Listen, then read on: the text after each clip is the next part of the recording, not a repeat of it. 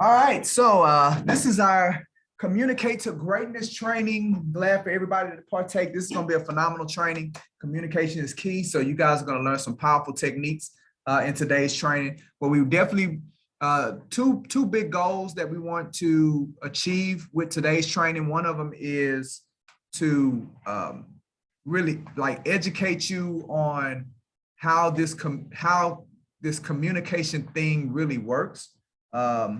I've been doing a lot of work with NLP, which stands for Neuro Linguistic Programming.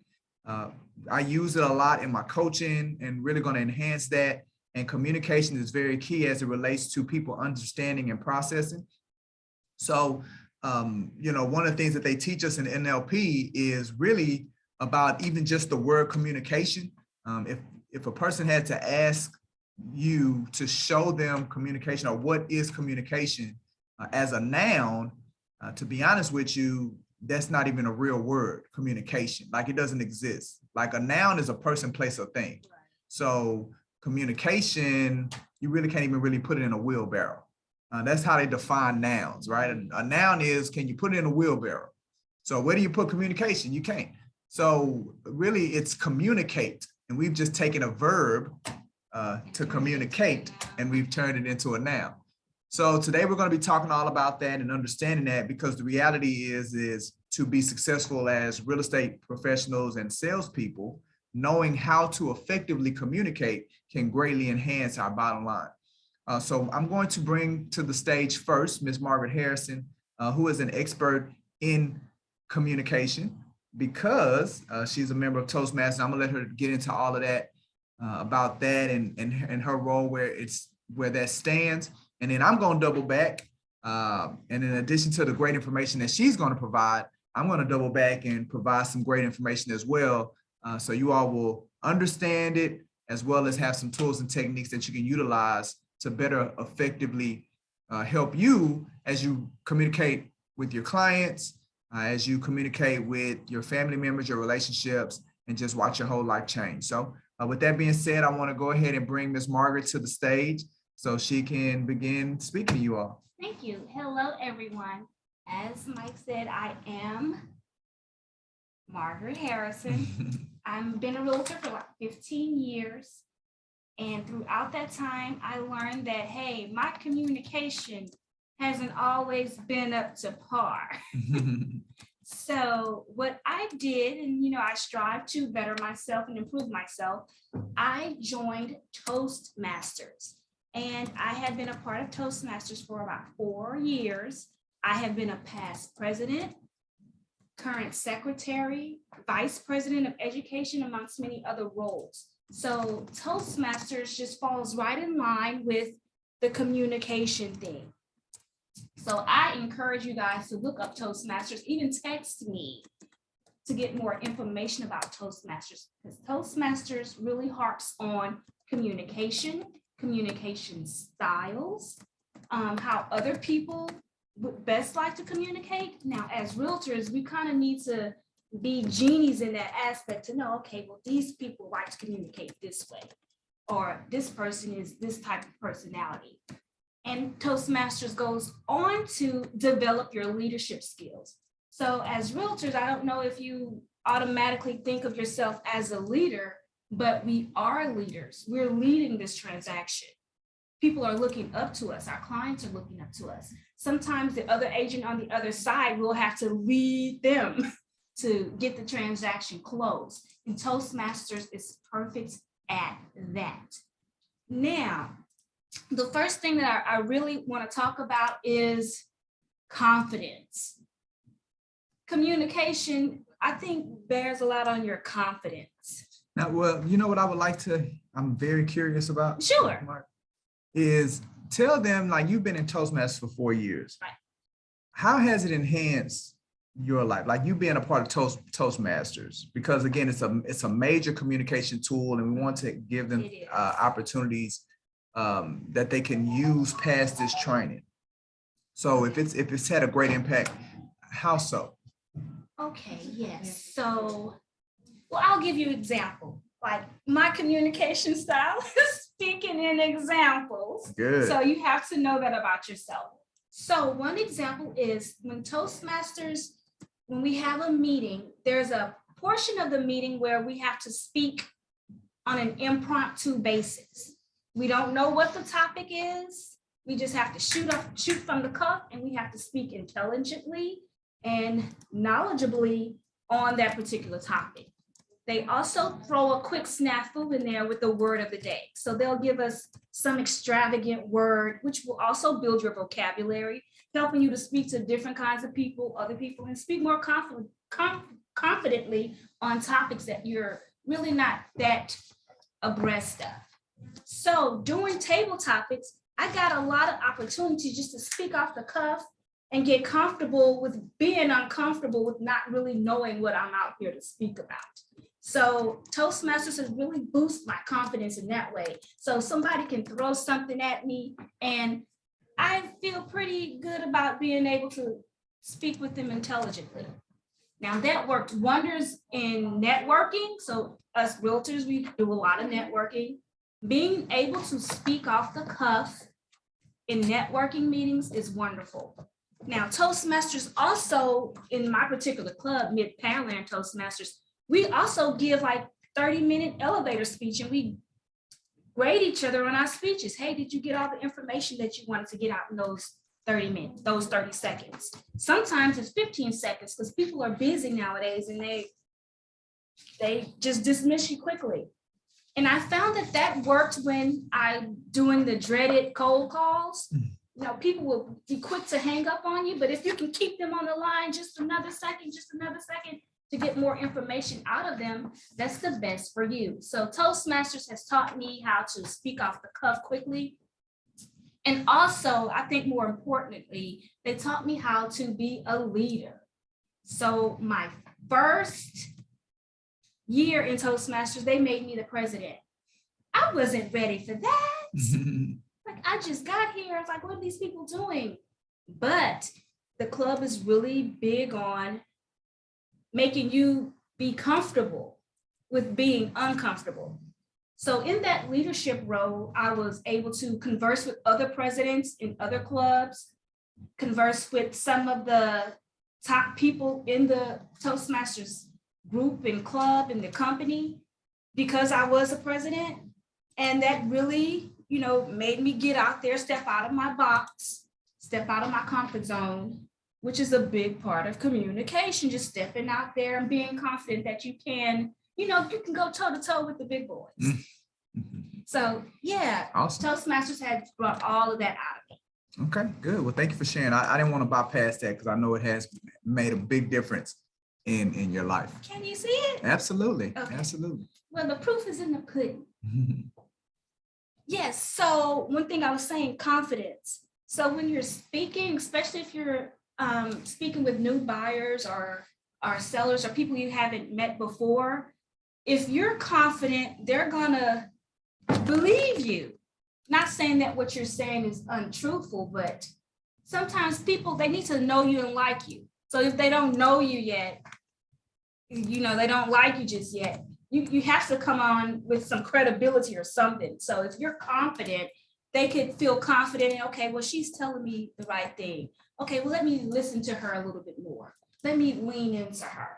So when you're speaking confidently, Toastmasters teaches us, keep your back straight and always know what your end goal is before you enter the situation.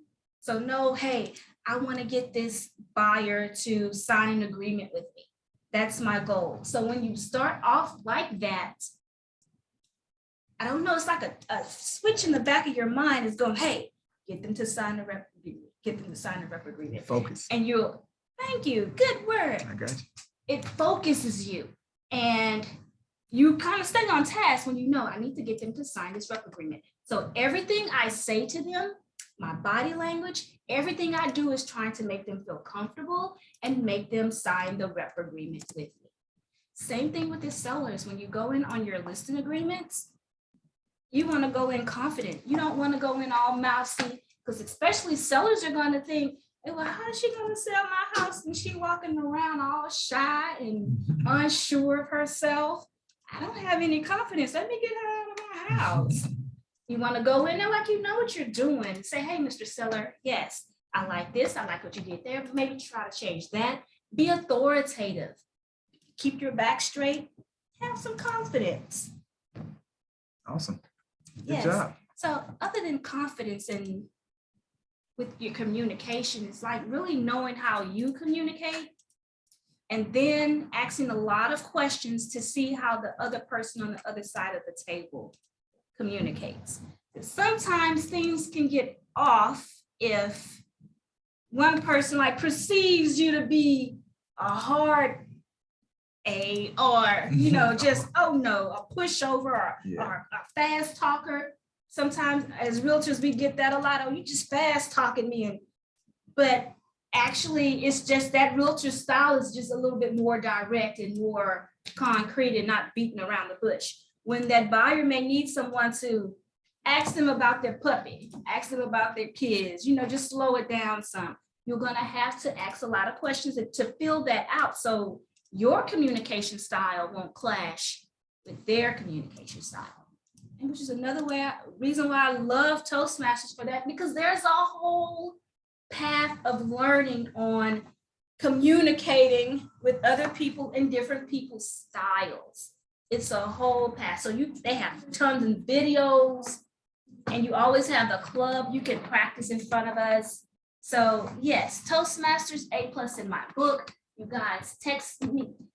Should you put my number in the chat just in case? Oh yeah, absolutely. We can definitely do you that. guys text me because my club is growing and we're looking for more members. And as a realtor, it's really helpful. My first path in it's 713-303-8283. My first educational path in Toastmasters was called Persuasive Influence. And I specifically chose that path because I wanted to win more listings. I felt like I was going on my listing presentations and I just wasn't getting it done. So I picked that up and there were some things that needed to be improved that I learned on. So it's just because we need to persuade people. Right. And they gave me a ton of tips, things on how to persuade people. One being, you have to ask a lot of questions to see what their pain points are. And then as you're going through the house and as you're talking to them, you kind of start jabbing a little bit. Okay. Start jabbing a little bit. I think we have a question. Hey, Jess, you have a question for Margaret? Yeah, so you mentioned learning your communication style. Is there some type of evaluation test or do they have to learn your communication style? Yes, there is. There's a whole chapter or section on it, and they ask you questions, and then they have tons of videos on it. So you'll know where you fall into that. So it's not like a long test or something like that. It's just they give you examples, they give you videos, they let you watch people communicating, and you can kind of gauge, oh, that's how I communicate. Oh, okay. The other person missed that one. So there's not like a test to take, but there are resources that you can go through and read to know what style you are. You know, is that only available for those that are part of Toastmasters, or have you found that there's additional information out there? Only found that on Toastmasters, but you know what? Google can be your friend. Yeah. Google different communication styles. I'm sure something will pop up. It's okay. It's just that I like Toastmasters because you're in a group of people. Right. People can give you feedback. And because we actually give speeches. So you can actually give a buyer's presentation or a listing presentation to the group, and the group will evaluate you on it. They can maybe say, oh, Margaret, you use your hands too much. I think that's a little off-putting. Or they can say, Margaret, you stand in one spot too much. Don't do that. So giving those presentations in front of the group is very helpful. So, and then even the group could let you know, oh, Margaret, I think this is your communication style. And you can rebut it and say, no, it's this. And you'll get a lot of feedback that way. But the main point is they'll drill down into your communication style. Awesome. All right. You have anything else? I will maybe jumping in here and there. Okay. What do you think? Absolutely. Let's Okay. do it.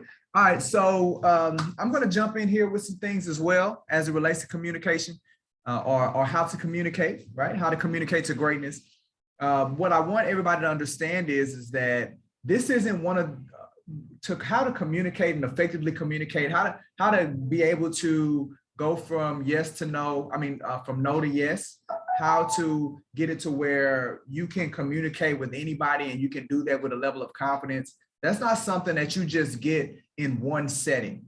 It requires you to look for opportunities to learn and to grow, right? So there may be some opportunities where I'm able to provide you with some books that you can take advantage of. I know one book, Crucial Conversations, was probably one of the very first communication books that I ever read. But what I would really encourage, again, it's a journey and a process that I'm going through, but to look into NLP. And again, that's short for Neuro Linguistics Programming. And communication is very key as it relates to achieving the outcomes that you want. Being able to get the certain results that you want. Communication is very key. Influence is very key.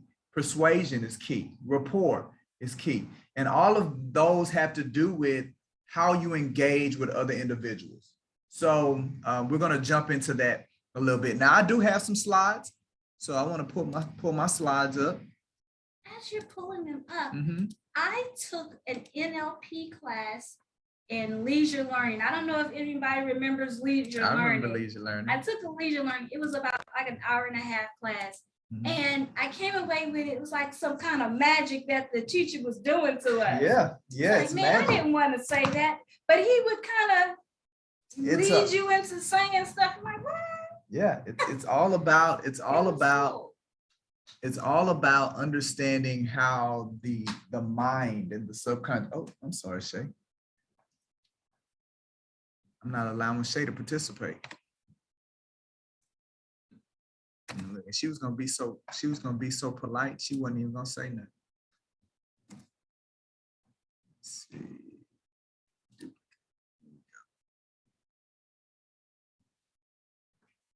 Here we go. There you go. Now you can see it. Now she can see it. All right. So, all right. So let's start with, and I know we've all kind of heard this before. Communication is not just, communication is more, or communicating is more than just about the words that we say, right? So we do know that, but to what extent, we don't know. So here's the question for the room. I have 3 percentages up there. I have 3 words up there. All right, let's play mix or match. Mix or match, right? So words, which one of the percentages do you think words is? And I want to hear from those that are on the computer as well. Everybody's gonna get an opportunity to give their opinion. Words, where do we put words as it relates to the level of depth in effective communication? I'm gonna go 7%. All right, so Shay is 7%, Margaret 7%. Let's see. And yeah, y'all can drop it in the chat if you want to. Jessica, yes, 7%. Latanya, what do you think words fits in the weight? Tonality. Which one important? Your tone and or your body? Well, no. We're saying not which is more important. Which number? So Jess, you said words was 7%. I want to hear what Latanya has to say. What do you? I'm sorry, I didn't know I was unmuted. I was talking to someone else. Oh. And I didn't hear the question. I'm sorry, I was on the phone. All right, so the question is, I have 3 words. I have 3 words on the slide: words, tonality, physiology, and I have percentages in my graph, my circle chart.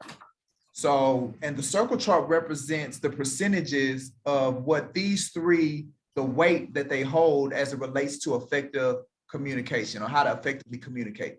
So we're saying words. Which part or section on the graph do you feel words represents as it relates to being a good communicator? 38. 38%. Okay, so Tanya says 38. Now y'all remember y'all numbers. Yes. All right. Okay, so now tonality. So tone of voice, you know, how you're saying what you're saying. Okay, Shay says 55. All right. I say 38. Okay, so Margaret says 38. Jess says 55. Tone is 55. And 55. Latanya, 55. All right, so Yes. and then physiology, so that's body language. 7. 38. Jess, 38. 55. Margaret, 55. And Latanya, 7. yours will be 30. Oh, 7. Yes, 7. 7. Yours will be 7. All right. So now let's talk through it. All right. So the true numbers are words, 7%. That's what most everybody said. So that's the least amount of that when you're using words with somebody, when they're processing, the least amount of weight is on the words that you're using. That's the least amount. Okay. Tonality is 38%. So the tone for which they are saying the words is the second least. And what's the biggest? Body language. Body language, right?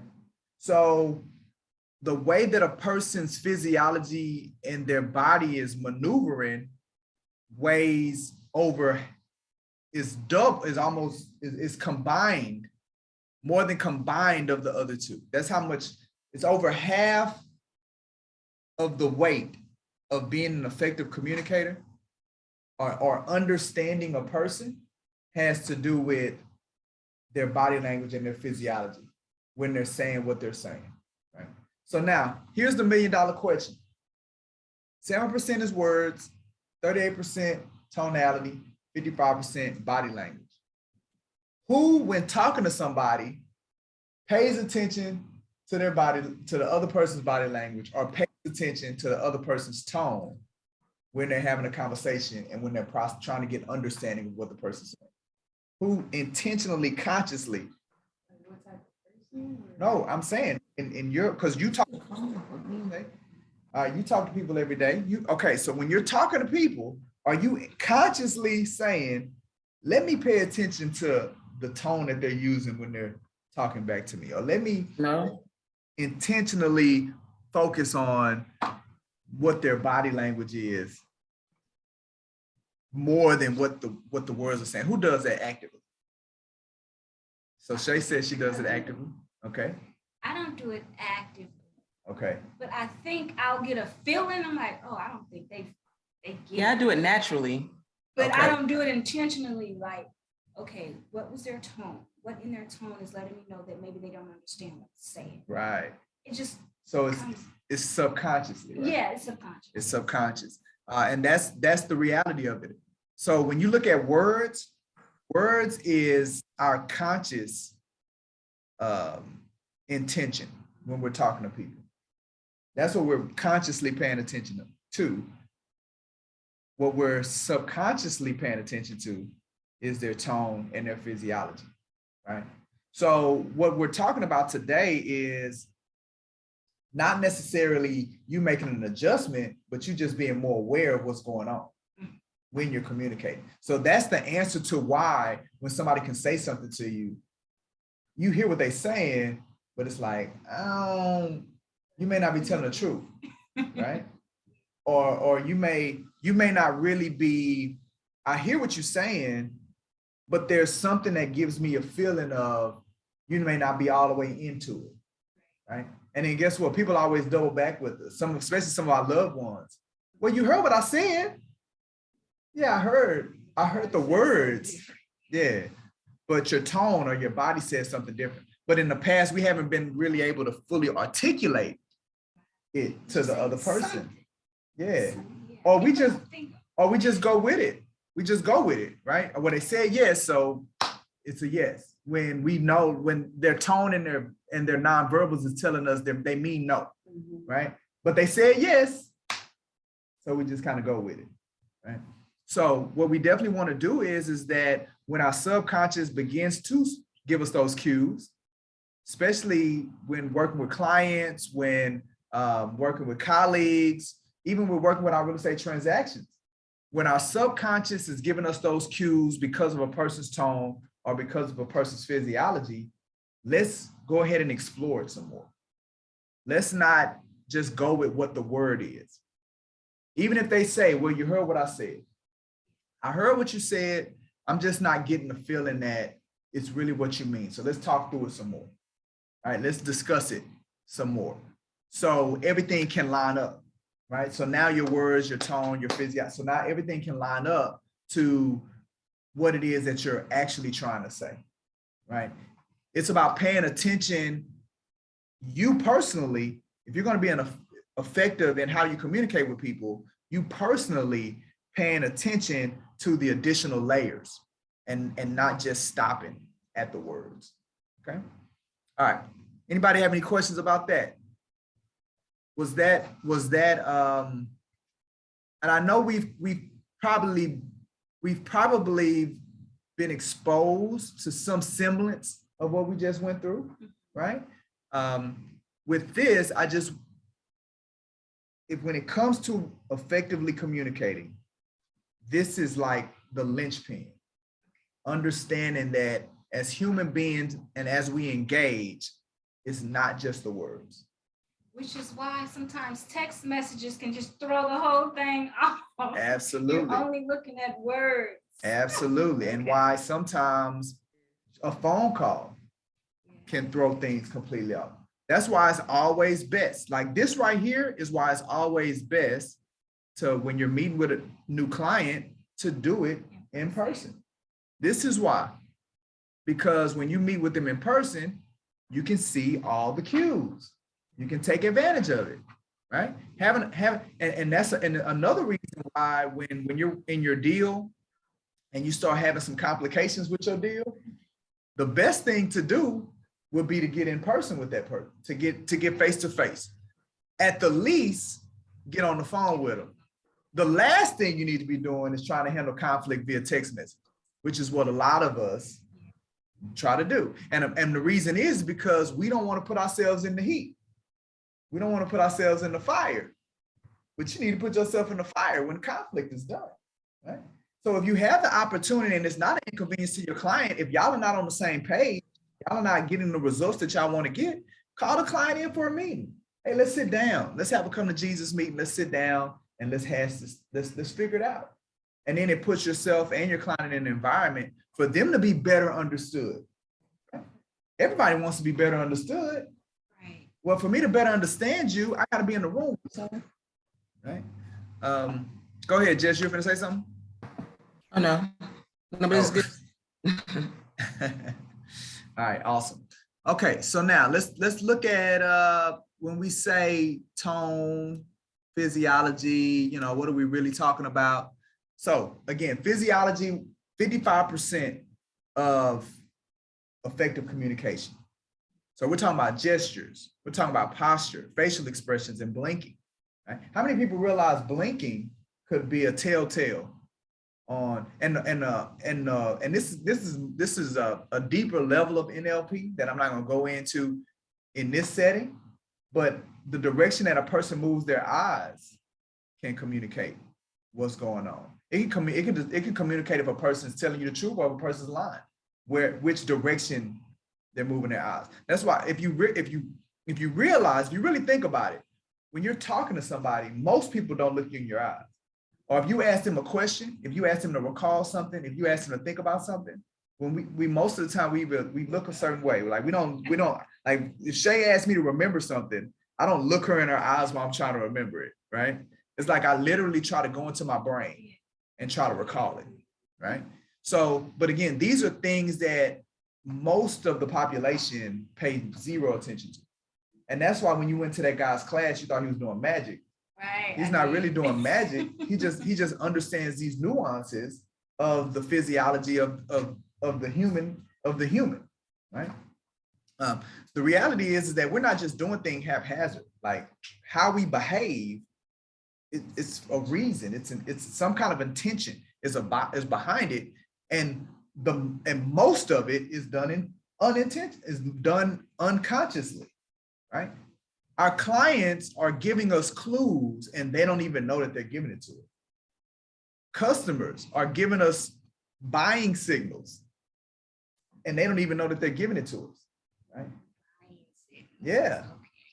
Our clients are telling us yes or no and don't even know that they're saying it. That's true. Yeah. Because sometimes when they walk in the house, their face lights up. Mm-hmm. It's like, that's the one we want. So I can ask them, but I kind of already know. Right. And then sometimes what we run into, and again, we don't have enough time to go through this part of it, but everybody has a buying pattern. So when they walk in and you see that face light up, they're sold, but there's a convincer, there's a series of convincing that has to take place before they ultimately take action. So if you jump the gun too soon, then you throw them off of their buying pattern, you throw them off of their convincing pattern. So sometimes you have to ask them multiple times. Most people have to be asked 3 times before they say yes, before they're convinced that they need to take a move with something, right? And think, look, I want you all just to think about it. Think about the last major purchase that you bought. The last major purchase that you physically bought. How many times did you reconsider if you should buy this or not? So the last major purchase that you bought, first time you saw it, you bought it. You saw it. I already knew what I wanted. Oh, that's the kind of buyer. Right. But that wasn't the first time you considered it then. I'm talking about initially seeing it for the first time. Or you saw it for the first time and then there was some level of analysis that went in your brain. You thought about it and you considered it. I like that. Okay. What was it, if you don't mind sharing, that you purchased? All right. Your car? Okay. So when you purchased your car, when you purchased your car, were you going with the intention to buy a car? Yeah. All right. Okay. So you saw it online. No, I seen it in the street first. Okay. You saw it. Okay. So you saw it in the street. All right. And then once you saw it in the street, at that moment, you was like, I'm going to go buy that car. No, I was like, let me see what kind of car it is. Okay. So you were convinced to explore, to learn more about the car. So it was something that was attractive to you about the car. All right. So you didn't immediately buy it when you first saw it. No. That's what I'm saying. All right. So your first convincer was, all right, let me go explore. So then after you explored the car, and how did you go about exploring it? Okay. So you Googled it, got you some information. And then based on the information that you saw, it took me to Auto Trader. Okay. Auto Trader took me to the dealership. Okay. So you went to Auto Trader, you saw what you needed to see on Auto Trader, right? And so now you're convinced to go into the dealership, right? So you've seen it twice. You understand? You've seen it twice at this point. You saw it on the street, right? Because you could have saw it on the street and been like, nope, don't want that car. You see what I'm saying? See, we're always going through buying decisions, patterns. We all have a pattern to this. So you went from seeing it in the street to let me research it, right? After your research, let me go into the dealership. After you went to the dealership, did you test drive it? Yeah, I did. All right. So when you first walked in the dealership, you didn't walk in saying, hey, here's my money, give me that car. Right? Okay. So you walked into the dealership, right? You test drove it, you're still considering it, right? So then after you test drove it, then you were like, what? I love it. All right. All right. But did you not care about price? Or if they'd have been like $1 million, you'd be like, hey, I'm sold. Oh, no. So that mattered, right? All right. So it wasn't that let me buy it now, it's let me see how much it is. Right. And then after you saw how much it was, now let me buy it. So now you understand you've gone through 4 stages of this process. And as realtors, we have to understand that that's what customers are doing. Like just because we post something on Facebook, a lot of times we're expecting that our phone's gonna start ringing. Shay, you had to see that car 4 times, right? And that's what most people have to experience. There's a pattern to this thing. So when we're doing our marketing, because again, guess what marketing is? A form of communication, a form of us communicating. So when we're doing our marketing, we have to position our marketing in such a way to where how many times can I get this person to see me? Because the more times I get them to see me, the better my chances are for them to hire me. And not, oh, I sent this one time, they didn't hire me. Oh, well, I called them one time. All right, they're not scheduling a meeting with me. All right, let me go find somebody else that I can talk to one time. All right, now let me go find somebody else I can talk to one time, right? That's the pattern of most real estate agents. I'm just looking for a bunch of people I can talk to once versus how many times can I talk to this one person, right? I'm gonna keep talking to this one person. And then if somebody else comes in, I can put them in my web and then start talking to them multiple times because I know that's what it takes as it relates to people buying. It took me on a little bit of a tangent, but I think it was good because when you want to achieve the results that you want to achieve in your business and in real estate, then for a lot of us, we have to approach it differently when we're engaging customers and we're trying to turn them into clients, when we're trying to sell them on us. Our sales process in most instances needs some adjusting, right? So that was good. All right, so physiology, posture, facial expressions, and breathing. That's another thing. How many people pay attention to when you're talking to somebody, you're paying attention to their breathing? I don't do that. Right? How many people are paying? How many people are paying attention to how fast they're breathing or how slow they're breathing based off of something you might have just said? Like if they're I'm like, because I'm like, yeah, so okay, we're here puffing the other day. Well, I'm saying, but you know what? I'm taking even a step further. Now, remember, we're talking about communication, meaning I say something to you or I do something to you and your breathing changes. You see what I'm saying? Like your pattern of breath adjusts. Now, how many people, Latanya, do y'all do that when you're communicating, Jess, when you're communicating with somebody? Do you pay attention if there's shifts or adjustments in their breathing pattern? I mean, if it's drastic, yeah, but not normally, no. Right. Like those just aren't things we're paying any attention to. But when we think about it, when you think about it, you've heard some things and it affected your breath. Like they use the term took my breath away. Right? I know I would stop breathing sometimes, like if I'm thinking some bad news is coming. Right. I'm like, Right. okay, what you gonna say? And I'm not breathing, but Right. Right. Okay. That's a pattern. You see what I'm saying? So, you know, one of the terms that we use in NLP is called sensory acuity. Sensory acuity. And what that really is that you tapping into your subconscious mind. And we're going to get into that. You tapping into your subconscious mind because what we consciously pay attention to is such a minute comparison to what our subconscious mind is capturing innately. subconscious mind start working overtime. Absolutely. Now think about it. Think about this. Think about something as natural as walking. We all know how to walk, right? Okay. But now, when you go walk, are you intentionally paying attention to everything? Like, are you paying attention to each step? Are you paying attention to the bend of your knee? Are you paying attention to the breath that you're taking? Are you paying attention to how your toes grasp the shoe? Are you paying attention? Right, because if you literally consciously paid attention to every single thing that's required for you to take one step, you would overload your brain. I gotta stop walking. Right. So that's why the conscious mind is like a tunnel. It only processes a certain amount of information. But just because the conscious mind is only processing this tunnel, the subconscious mind is bringing it all in. It's bringing it aware. It's a database. It's a storage place. These are data points, right?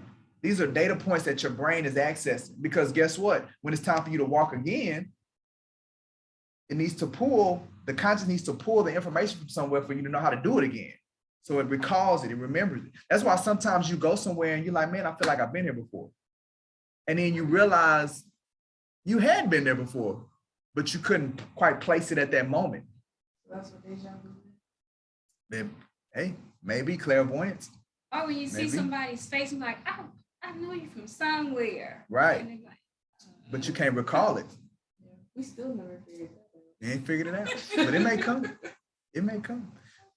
So All right, so physiology. All right, so then tonality, right? So voice tone, pitch, speed, like when you're communicating with somebody.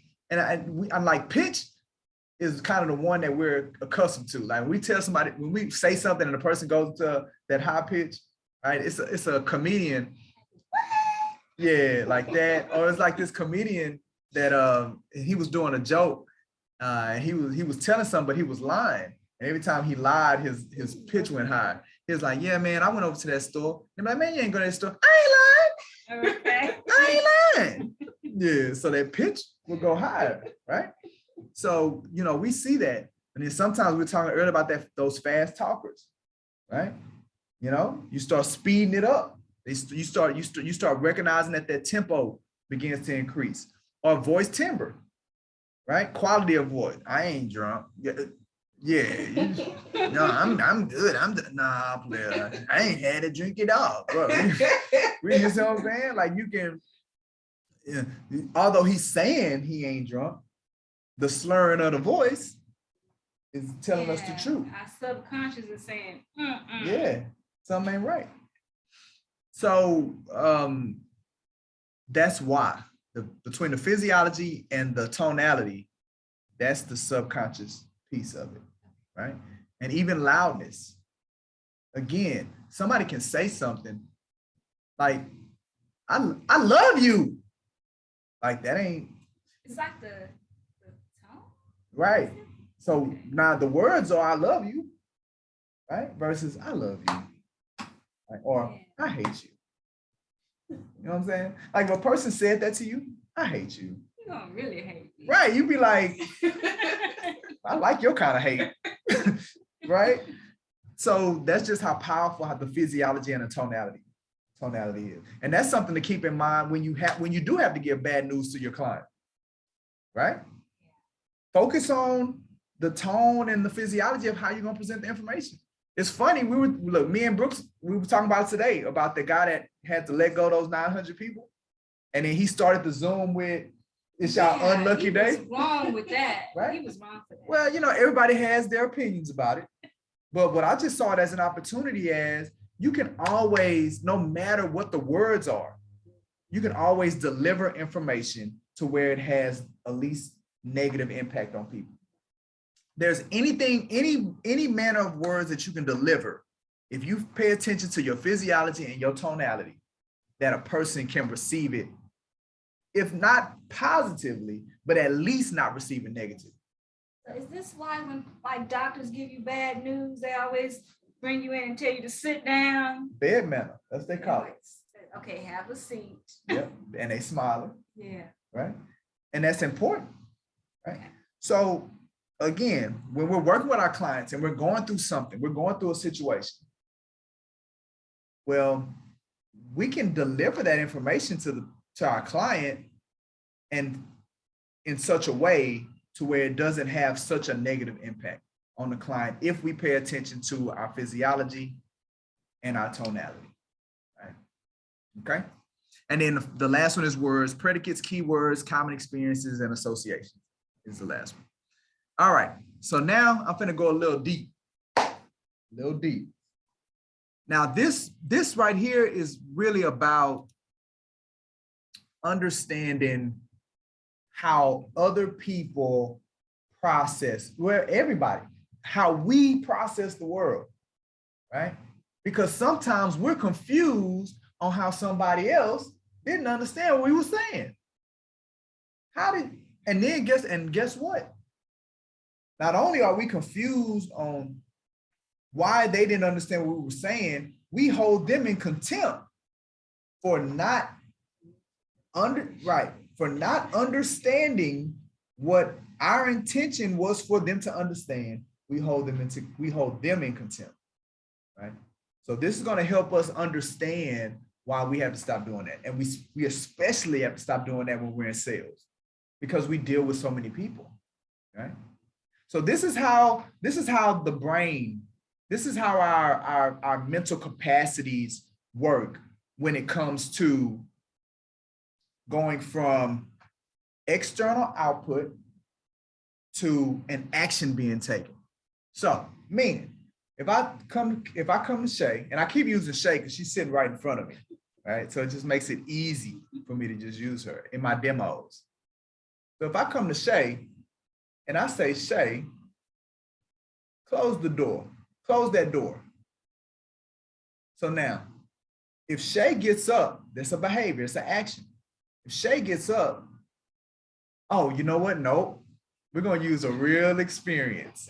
We just experienced this morning, fresh off the press. Fresh off the press. So to prepare for this training, I said to Shay, all right, external input. She heard it and she saw me. Shay, I need you to make me a slide. That's what I said. So if you look at the words, make me a slide, okay? Now, when you look at action, Shay started making me a slideshow.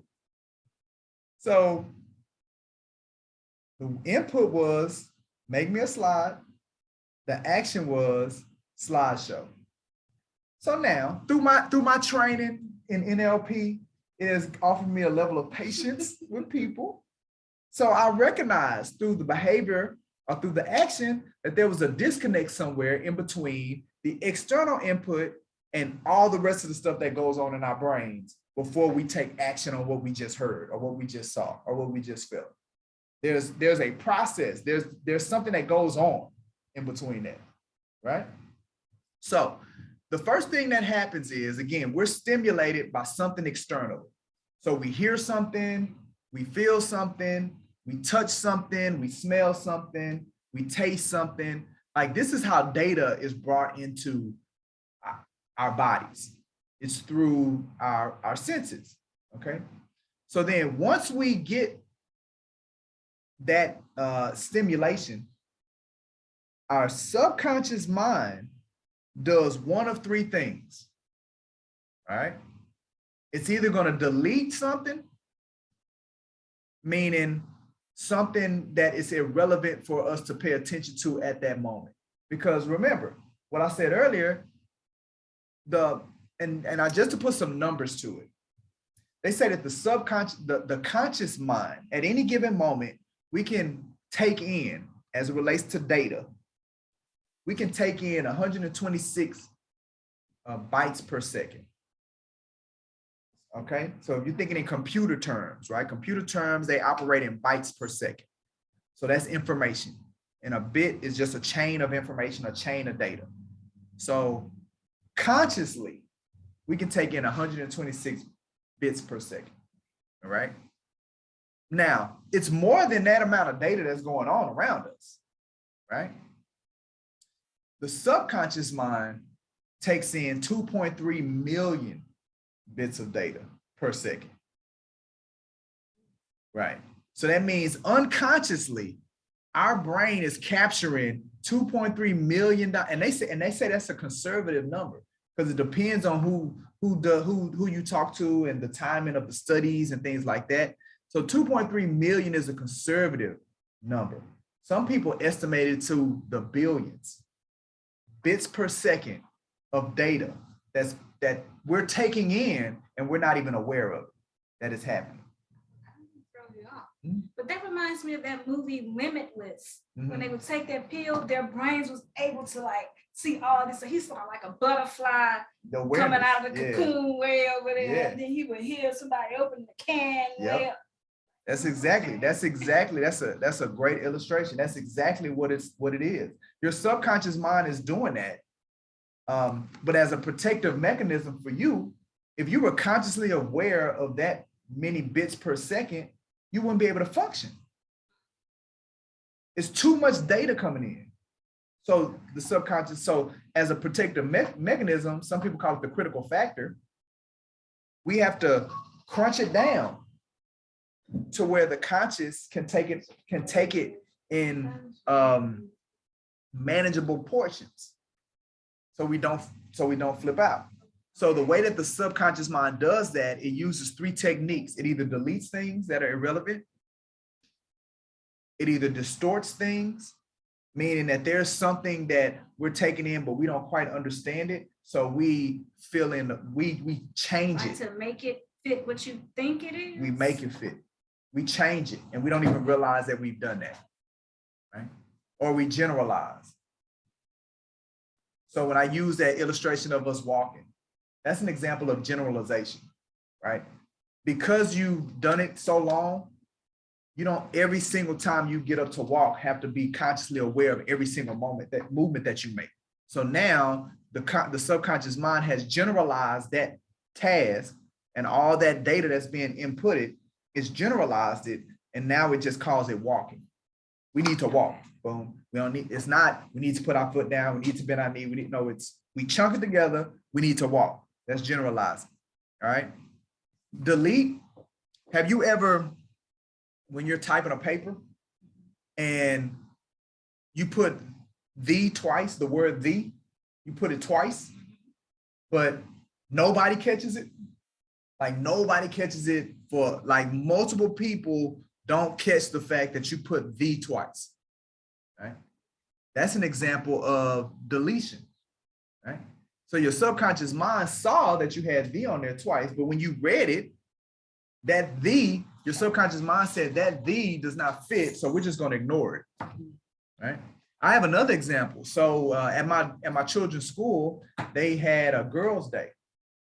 They had girls' day, and they brought in some queen. They brought in Miss TSU. They brought in Miss U of H. They let all the girls go. They dressed them up real nice and fancy. It was all cute. And the 5th grade girls were able to take pictures and have tea with the queens. The other girls were just able to come in and meet them and introduce themselves.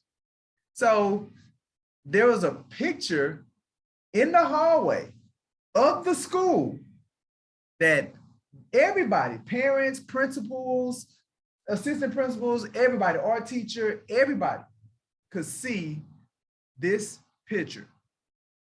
On the top of it, it was supposed to say honorary, because they had took pictures of, they had each grade level represented by just a few girls, and they had pictures of them, they had their bios, and they had them all on the wall, and they called them honorary queens. All right. So now, even when I first looked at it, something was saying, something ain't right about that word, but I couldn't place my finger on it. So I just went on about my business. Like, so I'm seeing honorary, but it ain't, something ain't right. But honorary is the word, so we're just gonna go with honorary and we're gonna keep it moving. But subconsciously in my feeling, in my gut, it ain't right. Something ain't right. But we just gonna go with it, which is what we do. So later that night, I got a text saying, man, did y'all take a picture of that? Did y'all post it on social media? We can't, because honorary is spelled wrong. So she had spelled it honorary. So she missed an A. So because she missed an A, it said honorary queens. But nobody in the school caught it. Like the president, the principal didn't, because it went in front of everybody. The principal didn't catch, the vice principal didn't catch. So all of our minds deleted it. Okay, said, I know what she. No. That wasn't even a deletion. That was a distortion. Okay. So in all of our minds, we distorted the word. That's why it didn't feel right. Because we were taking just like trying to put a square peg in a round hole. And we say, you know what? We just gonna change the peg from square to round. Even though it's really a square peg. We just gonna distort the peg to get it in there. So that's why my body was like, it don't fit, but my brain was like, well, we're gonna make it fit. It's honorary. Subconscious knew, but was it not strong enough to say, hey? It's just hey man, distort it. Let's keep it moving. So the subconscious mind does one of those 3 things to decrease the amount of data points that's coming into us. Okay. So then once that is decreased, it's either, so once the subconscious mind either says it's been deleted, it's been distorted, or it's been generalized, then there's a series of filters that the data goes through. So again, we're talking about communication. You either saw something, heard something, felt something, smelled something, taste something. Data comes in, your subconscious mind says, all right, we either gonna distort it, delete it, we may generalize it, we're gonna do something to it before we send it to the next phase. Once it gets past that phase, then there's a series of filters that we're going to receive that information through. All right. One of those filters may be location, it may be time, right? One of the illustrations that they use in the NLP class is, Margaret, if I called you at 2 o'clock in the morning and maybe you didn't answer the first time, and then I called again, maybe I'm gonna think somebody's dying, something is but when wrong. you pick the phone up, I say, hey, Margaret, can I borrow $1? Yeah, Like how you gonna receive? You're gonna be like, man, I would be upset. bro, what is you doing, man? If you don't get off my line, right? If I called you at 2 in the morning, but if I called you at 2 o'clock PM and said, Mark, can I borrow $1? Would I get the same response? No, you would. No, because now it's the same information, but it's done at a different time. Okay. Right? Right? If I come and say, Shay, if I say, Shay, you want to go get a Coke? And we just at the office, we chilling. You want to go get a Coke? Go get a Coke. But if I come and say, Shay, you want to go get a Coke, but you just got a call from your kid's school saying that your son is being rushed to the hospital, like, I'm probably gonna get a different response, right? So time, location, those things matter, right? Meta programs, again, that's another deep area of NLP, but to kind of make it simple, meta programs is like your personality style, right? You know how we do the DISC stuff, right? So your personality style has a part to play. It's a filter as it relates to how you receive information. It's filtered through your personality style as well, okay? Decisions that you've made in the past. One of the things that they pointed out in the class is that when you were younger, did your parents tell you not to play with strangers? Yeah, Shay? Yeah. Jess, Latanya, when y'all were younger, did y'all parents say, don't mess with strangers, don't play with strangers? No. You said no, Latanya? Or you said yeah? Oh, I said no. I had our brothers, so that's not. Oh, so your parents was cool with you playing with strangers? Like, Tanya, go on play with them strangers, eh? They didn't tell us about strangers. That's what I'm saying. Okay. So yeah, so most people, and when you're 3 years old, right, it probably makes sense because you don't necessarily have the intuition or the experience, the life experience to be able to differentiate between what's danger and what's not danger, right? Like just said, stranger danger. And at those ages, understand that because we cannot differentiate between what's right or wrong, anything that a person of authority tells us, we accept it, right? But at what point did anybody come back and tell us that it's okay to talk to strangers? Because like, if I'm 3, all right, so now I was told at 3 not to talk to strangers. Strangers are dangerous. Strangers could hurt you. You get kidnapped. So then I become 13. Ain't nobody ever said that. Now I become 23. Now I become 33. If I'm a salesperson, how I'm gonna feel about cold calling? Or networking. How I'm gonna feel about networking, right? Because nobody's never come back and said it's strangers are okay now. Like you're an adult. Like you can differentiate between who's a stranger and who's not a stranger, right? So now when we take a hard look at kind of where our relationships are going with people, like our interpersonal relationships, and we think about how big depression and loneliness and people having all of these friends on social media and all of these digital friends. Now we got the meta world where when you ain't got to leave your house and build a relationship, you can get in this digital world and have all these, right? It all's going back to what we've been told as children. So it's those decisions. So we decided at that age to accept that. And that's not the only thing. It's many things and many decisions that we've made in the past that now there's a filter and it dictates when things are told to us, how we receive them. That was a good example. Because you always say in coaching, hey, there's something that happened in the past. You got this idea in your head. And I'm Came like, from okay. somewhere. But that was a good example. It's like, okay, people did tell me, don't talk to strangers. Right. And nobody never said. Nobody came back and said, okay, now you can talk to them. Yeah, nobody. All right. So decisions, language, the kind of language that we use can dictate how a person receives or processes something. Let's do an exercise. All right, I want everybody to participate in this exercise.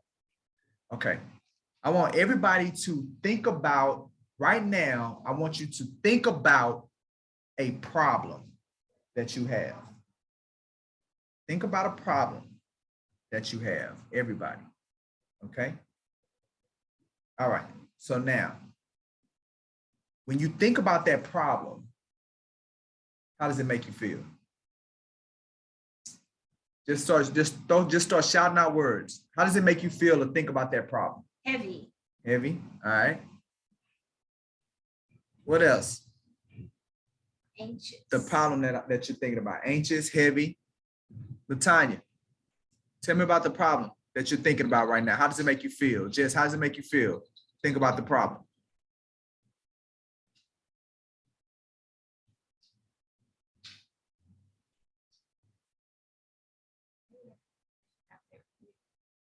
If y'all talking, y'all muted. So we're going through an exercise, Shay. So think about a problem. I want you to think about a problem right now. The problem that you have right now, I want you to think about it. All right, how does it make you feel? Latanya, Jess, oh, stress. There we go, stress. All right, and Latanya, if you don't want to talk, upset. Oh, I didn't know Lucia was on here. What up, Lucia? We got other people on here? We do. All right, upset.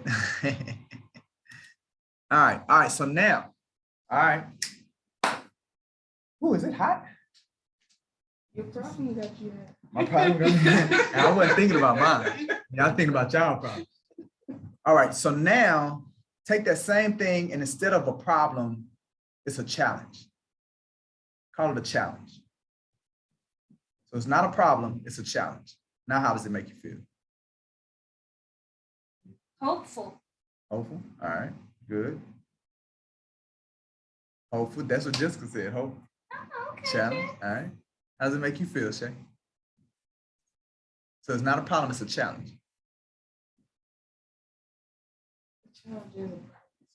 Okay, so Shay says, so she still feel upset, stressed, and heavy, even though it's a challenge. Okay, all right.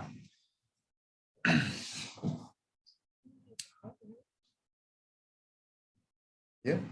Can you call it whatever? You call it a mishap, a snafu, a hurdle. A hurdle. Okay. All right. So now think about it again, but this time it's an opportunity.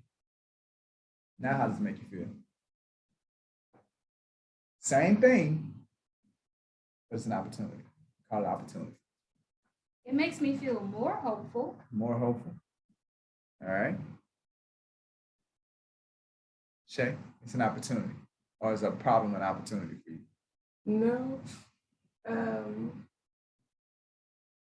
Jessica says thankful. Better? Yeah. So now, did I change the situation? Did I change it? Oh, no, you didn't change So the it's the same situation. That's thing. how I feel about We it. just changed what language we associated with it, right? So that's language is another filter. So this is great for when you're working with your clients, right? Stop calling stuff problems, right? Use challenge because you experience the difference that it'll make you feel. What words you use. So be more conscious of the words you use under critical circumstances because it's going to affect their physiology. You see what I'm saying? It's going to affect what they feel. So remember we were having that conversation about when the house didn't appraise and how we should verbalize it, taking into account how she's feeling. We want to reverse the feeling and we can do that with our language. You see what I'm saying? Right. So that's where that came from. All right, so language is another filter. All right, attitude, right? How many of y'all have ever had a bad attitude and everything just kept getting worse? Yeah, had many of those, but I've had 'em. You've had them, right? Yeah. You've had them. I mean, and sometimes it may not be that you woke up. It may not be that you woke up with a bad attitude, or maybe something happened and triggered it. But there was a shift in your attitude for the day, and then no matter what somebody said to you, no matter what somebody did for you, look at Shay. Like you need a do-over, like you need to go back to sleep. Right. So now, do you feel like if you had a different attitude, that those same experiences, you could have those exact same experiences and it create a different response? Yeah, no doubt. Absolutely. So imagine how many people we're talking to on a daily basis and we're not taking their attitude into account. And we're wondering why we may not be able to, and we're reacting off of their responses, because that's what we do, right? So we don't take any of these filters into account. We say something, not taking anything into account what's going on in their head. They react, and then we react because we place a meaning on it. So now we're reacting against them. And now, is that good communication or bad communication? That's horrible communication, but that's what a lot of us do. So you have all these filters. And then another one is values and beliefs, right? Some people believe or value some things, and some people don't believe or value the same thing you value, right? So, I feel a certain way about family, right?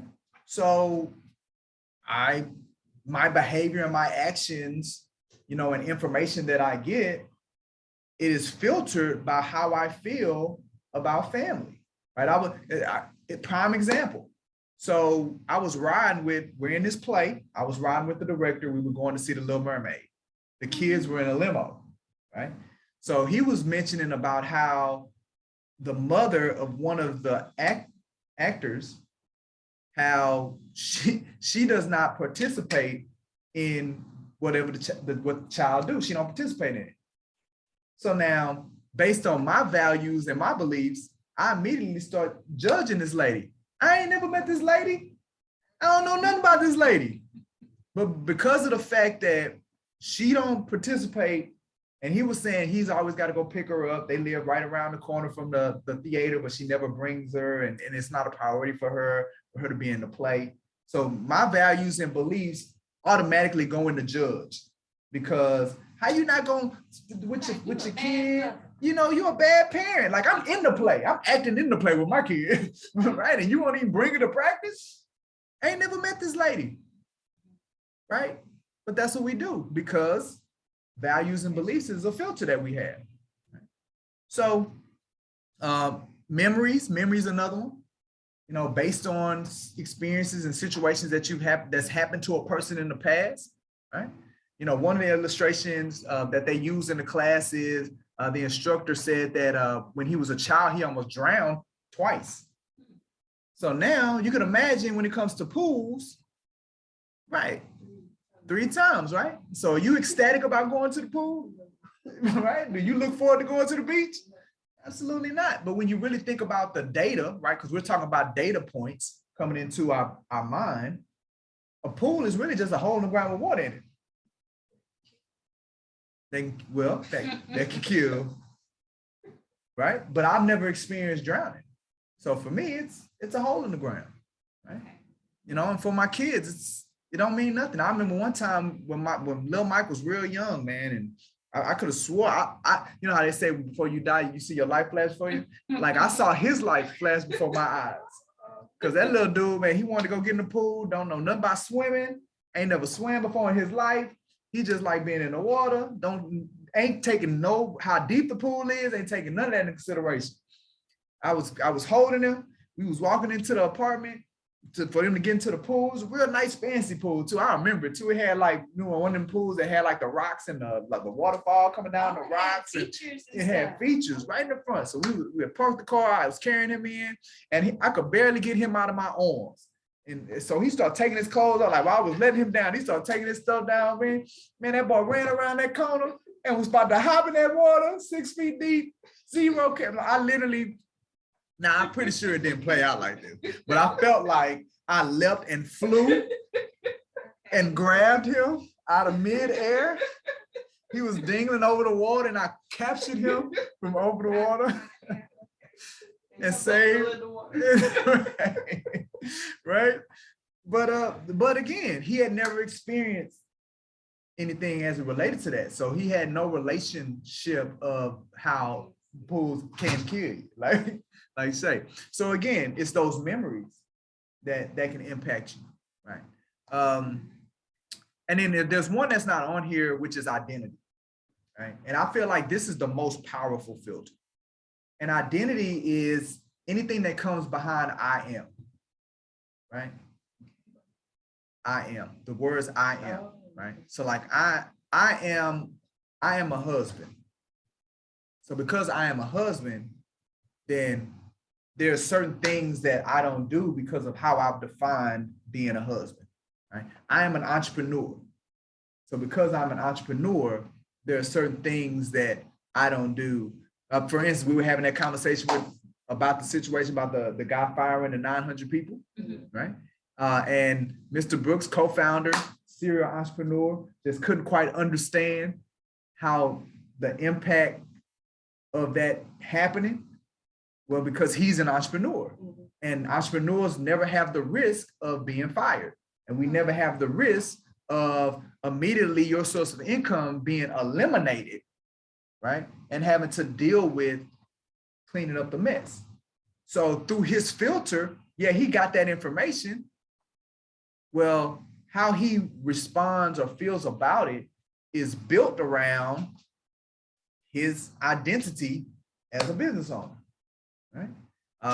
Just like me being a man. I am a man. I am not a woman, right? So because I'm a man,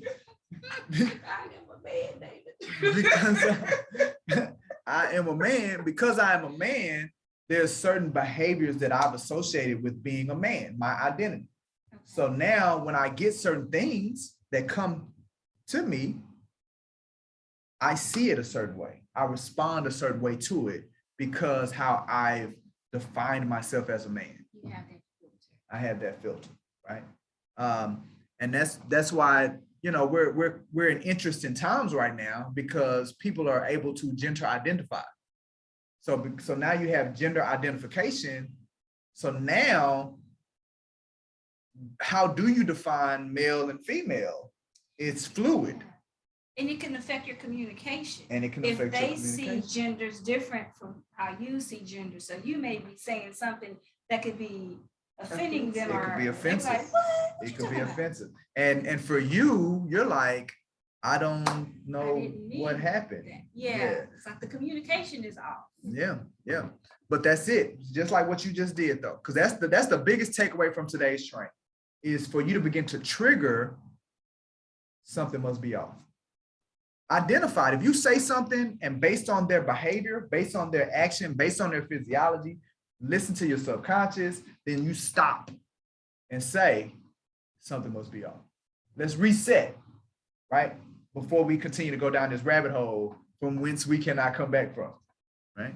That's effective communication, okay? So these are the filters. So we get the external data, it comes in through our eye, we see something, we feel something, we touch something, we smell something, we taste something. Our subconscious mind, to protect us, deletes, distorts, it generalizes, it does something with the data. Then it passes through these filters that we have in our background. And once it goes through all of that, then it creates for us an internal representation. So now in our head, we call it a map. We have an internal representation of what this person just said to me or what this external data is. You created a picture in your mind, an internal representation of that. You place meaning to it, right? And your meaning has been built through these pieces going on in your brain. Now you've created this meaning. So now that you've created this internal representation, now that you've created this meaning, you take that internal representation and you take your physiology, right? Because you can go through this process and depending on if you're tired or if you're energized, that's still going to affect your state. So the internal representation and your physiology come together and they create your state, right?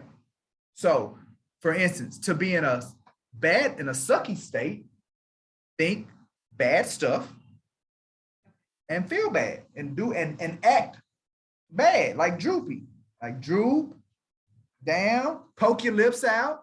Like we know what sad look like, don't we? We know what depressed look like. Yeah. Do that for a whole day and see what kind of results and think that kind of stuff for a whole day and see what kind of actions and results and see how you, and then pay attention to how you behave, right? And then do the reverse. Think good stuff. Have this internal, if you have an internal representation of the world as positive, and then what do you think it's going to do? It's going to start having you feel a certain way. Instead of you drooping, you're going to stand up, right? You're going to smile more, right? You will appear confident. You appear confident. People will like you. So it's going to impact your state, right? And then your state is going to determine how you behave. So let's talk about cold calling, right? Because that's one that it comes up a lot in real estate, cold calling. So now, I'm your broker and I say, look, you need to cold call these 30 people to take your business to the next level. All right, so now the action that we're looking for is you actually picking up the phone and calling them 30 people. Yeah. All right, but now before we get to that action, your brain is going to delete, distort, or generalize some things, right? Yeah. Once it deletes, distorts, or generalizes, then it's going to go through some filters. The last time you might have cold called, you made 3 phone calls and then people cursed you out. And the rest of that day, you felt horrible about yourself and about your life. That may be going on. You may have been up all night and or whatever the case, and you only had about 3 hours of sleep, right? You may have made some decisions in the past, and now you got these bills that's due, and you got to think about how you're going to come up with this money on Friday. To turn the phone off. They So I about ain't to- gonna be able to cold call. they about to, and just think of the term, cold call. Who wants to cold call people? You want a hot call. Yeah, just that language that we use for the term cold call, right? And then what if you believe cold calling don't work? It ain't never worked for you. It ain't never worked. You don't know nobody that never worked for. So you don't even believe, you ain't even sold on the fact that it worked, all right? So you got all those filters going on. So now that you've gotten to those filters, what type of internal representation or what type of picture are you gonna have in your head as it relates to cold calling? I'm about to waste some time and get cussed out. Negative, right? Negative, right? So now we got that internal representation, right? Our physiology has now been impacted by this process. Yeah. So now what kind of state are we in now to make these cold calls? A bad state. Defeated, bad, right? So now, if we take that state to start calling these people, first of all, are we gonna call them? I'm gonna procrastinate. We're gonna procrastinate, right? And if we do call them, how we gonna show up? Defeated. Right. So now, what kind of results are we gonna get? Because that's the other thing that's not on this map. It should say behavior and action equal gives you your results, right? So now if we do take the action, because of our internal representation, because of our physiology, which has now created our state, we do take the action, what kind of results are we gonna get? Bad ones. Bad results. Ideal. Bad results. Okay, so now, if we want phenomenal results as it relates to calling people to make them aware of the opportunity that you can provide for them, i.e. cold calling, what do we need? What are some areas that we can impact to put us in the best situation to get the best results from that activity? Well, there's some things that I do, and I have to do that. Well, just think about just kind of what we've talked about today, right? So you call these 30 people. The information is going to get deleted, distorted, or generalized, right? So you can't do nothing about that. Can't do nothing about that, right? So then, but you can be conscious of your filters, right?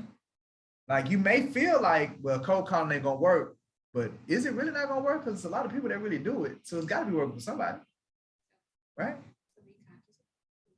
You know, how do I feel? Like, am I in a good mood? Am I in a bad mood? Like, do I have a good attitude right now? And if I don't have a good attitude, maybe I should go do something to make my attitude better before I start calling the people, right? So it's like you start taking things into consideration. So by the time you get to this internal representation, you feel confident about what you're about to do. So what about when you're changing your physiology? Like I would always just stand up. Absolutely. Stand up and I smile. Absolutely. And then So that's think how about I get through it. Yeah, because think about, like I said earlier, we know what happy look like, right? What does happy look like? Okay, all right. So now, if you went around and did that all day, do you think you'll feel happy or feel sad? Feel happy. You'll feel happy, and vice versa. Well, here's the reality, is that the body and the mind are connected that way, right? So the way you feel, you're gonna externally show it. And if you wanna feel that way, then you just externally do the movements, act like it, and then it'll make you start feeling that way. That's the secret sauce, right? That's why y'all are never gonna see me coming here in a bad mood. Because even if I'm in a bad mood before I get here, I'm gonna start acting like I'm in a good mood. I'm gonna start doing it. Like the only person that's ever gonna see me in a bad mood, my children may see it slightly, but I'm gonna fix it. But my wife, I'll just let it hang with her. Like I'm in a bad mood, right? I'll be totally transparent with her. But for the rest of the world, because I know how to show the world what I want them to see, right? And who wants to be around somebody that's in a bad mood? Like who wants to be around somebody that has a bad attitude? That don't look like they winning in life, baby. We winning. It's contagious. Because it's contagious. Don't nobody want to be around that. You want to be attractive. Right? Mm-hmm. Well, I'm not no genius. I don't have no special powers. You know what I'm saying? Mm-hmm. Like, Mike, what you taking? You always glowing. Nothing. I just know these fundamentals. I know what's going on in the background in my head to be able to manipulate and maneuver it the way that I needed to maneuver, right? Mind over matter. Matter is a robot. That's all it is. But you are behind the controls of it. Mm-hmm. For most of us, we're just walking around life like zombies, man. We're just letting our body and our mind just move us in whatever direction. We're letting all of these filters, all of these deletions, all this stuff going on in our head dictate So the kind of filters are results the we get. programs. The filters are the program. It's the software. Okay. It's the software of the computer. So when it says delete, are we deleting like what we don't want to comprehend, or are we deleting? We're most of the time the subconscious mind deletes things that they feel are irrelevant. Like they don't matter at this time, right? Like have you ever tried to leave the house and you can't find your keys? Mm-hmm. And then all of a sudden, like somebody finds them and they were right here the whole time, but you went back there multiple times and you didn't see them. Yeah, that's deletion, right? Your subconscious mind felt like it's not seeing the keys, it's seeing something around it. And it's taking your attention there for whatever reason. You just keep going back to that part and you're completely overlooking it. And so think about how we talk to our kids. Think about the standards that we have for our children. You're not looking for it, right?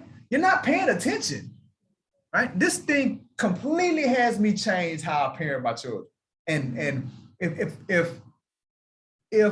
the old me saw how the new me handles his kids, the old me will be losing his mind. Like, what are you doing? Why are you having those kind of conversations? They don't get no say. They don't get no grace. They're kids. They do what you say. Like they're not paying attention. They got something to hide. They're trying to get over on you. But they're just little people. And they're processing the world just like we process the world. And they got all this stuff going on in their heads. And they have no clue what's going on. Right? So I gotta give them a pass. It ain't easy. And that's the thing about communication. Like it's not easy. It is work. It's working. It is work because there are some efforts that you're going to have to take But you got to understand that what's always most important is the outcome. Always focus on the outcome that you want to achieve. Whether that's communicating with your client, whether that's communicating with your spouse, your family member, your kid, there's an outcome that you're trying to achieve. And that's more important than your feelings. That's more important than if you're being disrespected or not being disrespected. It's more important than your labels. It's the outcome. What are we trying to achieve? And how do we do that? How do we get there to this level of achievement? And most of the time, it's just understanding. We just want to get everybody to some sense of understanding so we can move on to the next phase, right? All right, man. Well, that's all I have. Do y'all have any questions? Ooh, some more people jump. Yeah, we did. Any questions, any comments? How do y'all feel about what you learned today as it relates to communication?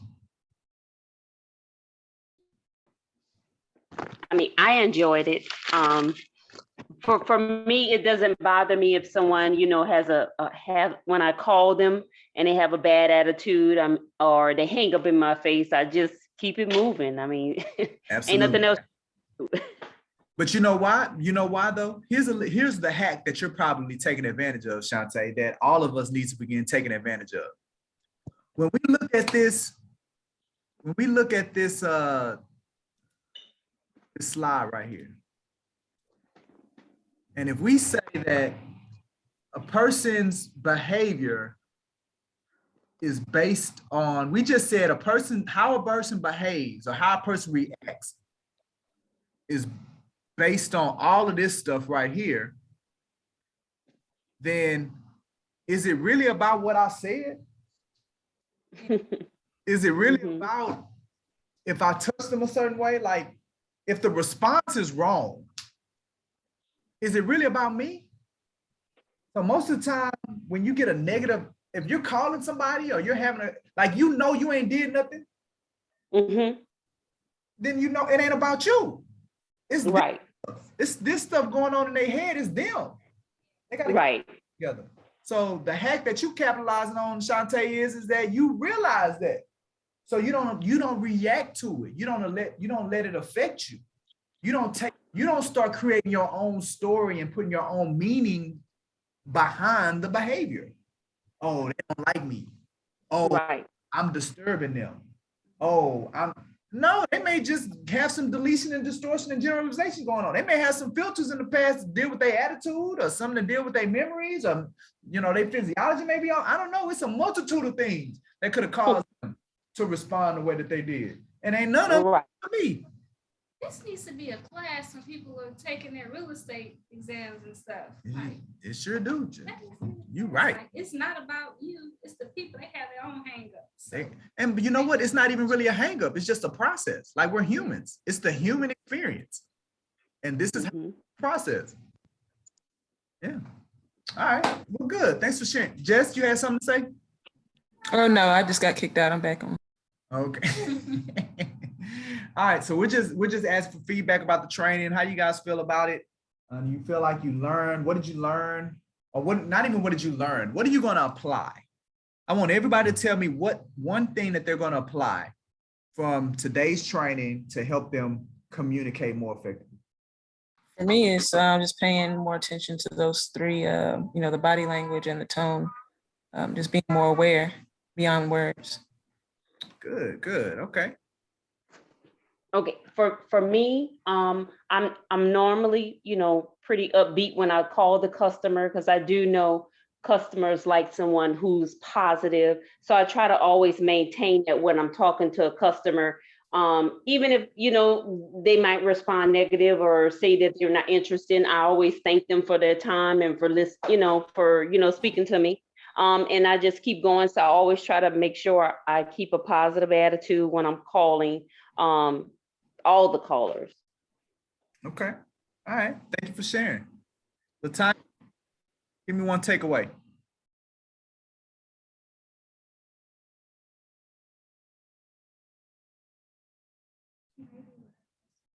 Okay. Lucia? So I need to be more like keep in mind that it might not necessarily be, me. It might be just them and their internal thoughts. Because sometimes I do notice that whenever I talk to someone on the phone, if they, give me like a bad tone or something like that, you can tell it in my voice that I noticed, that they're not okay. Right. And then I just kind of get awkward. Like, to be completely honest, I'm just like, oh, okay, well, let me, I'll call you back. Like, I know I get awkward, and then I hang up the call, and then I think about it. I'm like, damn, I shouldn't have done that. So, yeah, Well, I just gotta keep that in mind more. So here's a way to approach it, Lucille. Whenever that happens, just say I'm sorry. Because if somebody hears the word I'm sorry, and it's gonna snap them out of it, because they're gonna ask themselves, well, did she do something to me? Right? Yeah. I mean, what have you really done by calling somebody? You ain't did nothing, you just called them. Yeah. Something, right? You ain't did nothing. So if they say something, they give you a response, and it throws you off, just say, I'm sorry, and then wait for them. Because more than likely, they're going to come back and be like, well, no, it's okay. And then that kind of gives you an opportunity to reset. You see what I'm saying, Lucia? Yeah, sure. All right, so that's a great hack. Hopefully that helps. Yeah. All right, family. Well, good, man. I told y'all today was going to be a good training. Y'all got to take my word. Oh, I'm sorry. Oh, yeah, I didn't ask Margaret. I didn't ask Shay. My bad. Okay, what was your takeaway, Margaret? Well, my takeaway was, when some unfortunate news arises that I have to tell the client, I'm going to pick those words. I will not use bad, terrible, problem. I would use hurdle and challenge. Yeah, maybe a challenge, a little snafu, A a hiccup. Yeah. Or what if we just don't label it at all? What if we just tell them what it is? Hey, so-and-so, Miss Sally, so got the great news. This is how I would frame it. Great news, we got the appraisal back, all right? It was $10,000 less than what we initially thought. How do you want to handle it? No labels. Okay. No. You see what I'm saying? Let's not call it nothing. It is what it is, right? Miss Seller just got off the phone with the lender. They said that the underwriter needs to see the loan officer they lost your bank statements. They lost the entire packet. We're gonna have to send the entire packet to them. How soon can we get it to them? And let's not put no label, because a lot of times our clients feed off of what we give them. Okay. So if we come to them like it's an issue, then they're gonna react like it's an issue. If we come to them like it's just a part of the process, it's a part of the process. Yeah, I'll get that over to you right away. Yeah. So sometimes don't put no labels. Now, when you do that though, remember tonality, physiology, because you may present it a certain way, but they still may feel a certain way about it. They may just not be articulating it. They're not in essence feeding off of what you're giving them, but it exists. You still want to be able to recognize it. So if they do take it a certain way, you hear some of their tone, you hear some, if you're with them, you see some of their physiology, then mention it, like dig into it a little bit. It's frustrating to you, ain't it? See what I'm saying? I bet that wasn't what you wanted to hear, right? So now you're going into empathize, right? So let's connect, right? So now I can build you, I can pull you out of that state, because I don't want you there. Right? I don't want you there. Look, it's just one more step to getting us where we're ultimately trying to get to and get you into your house, right? The great news is that we're still in the running. Great news is they haven't denied you. You see what I'm saying? Figure out something that's worse and compare it against that. Hey, great news is the sun coming up tomorrow. Hey, guess what? Great news, the moon ain't about to crash into the earth. You know what I'm saying? You got both your eyes, right? Sometimes we just have to put things in comparison with them, because what seems so big can really be small as it relates to some other things. We just got to put it in perspective. That's another hack. All right. Well, Shay? Shay, yes. Okay, I know I was gonna forget you again. What you said about the way people buy, Mhm. like that really stuck out to me. Like they have to see, you said like what, 4 times? Yeah, most people have to see at least 3 3 or before 4 they're times. convinced. Yeah. Before Before That's they're something that convinced. kind of stuck out to me. Then Yeah. you said, I guess when you said when you put it in terms of going to interviews and stuff like that, Mhm. yeah. But you only putting yourself out there one time, so it's like you're easy to forget. The same thing with working with a client. Right, right. It's got to be multiple times. That's why it has to be a process. It has to be a sales process for it to work, right? And everybody has their own, so you have to figure out what theirs is. Right. That's why if you recognize, if y'all notice, I don't spend a lot of time on objection handling. You know, when a lot of coaches and a lot of workshops, they like, well, let me give you all these scripts to how to handle all these objections. Well, reality is, if they didn't only seen you one time, the odds are slim that they're going to hire you, and you're the first. This is the first time that they've had any level of interaction or engagement with you. It's very, very slim, right? But we approach it that way. So that's why for me, objection handling, look, when a person decides to buy, they decide to buy. You can't make nobody buy. You can't trick anybody into hiring you. You can't make anybody hire you, right? When they decide to buy, they buy.